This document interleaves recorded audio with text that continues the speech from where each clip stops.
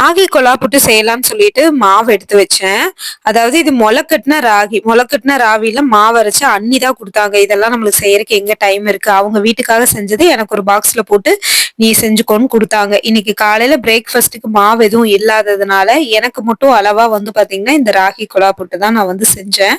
First அத தண்ணி தெளிச்சு கொஞ்சம் கையில பெசஞ்சு வச்சுட்டு, தேங்காய் பூவும், அதுக்கப்புறம் ராகி இதுவும் போட்டு ரெடி பண்ணேன். ஒரு 10 நிமிஷத்துல வந்து பாத்தீங்கன்னா, இது ரெடி ஆயிரும். இப்ப நான் பண்றது வந்து எனக்கு மட்டும் தான். ஏன்னா வந்து பாத்தீங்கன்னா, வீட்ல இது யாரும் வந்து சாப்பிட மாட்டாங்க, விரும்ப மாட்டாங்க. ஆல்ரெடி தேங்காய் துருவி வச்சிருந்ததுனால, ஈஸியா ஒரு 10 நிமிஷத்துல ரெடி ஆயிரும். ராகி, அரிசி மாவு, கம்பு மாவு எல்லாத்துலயும் இப்படி செய்யலாம். இது மொள கட்டின ராகி. சாப்பிடும்போது டேஸ்ட் வந்து கொஞ்சம் ஒரு கசப்பு தன்மை ஆடா இருக்கிற மாரி இருந்துச்சு.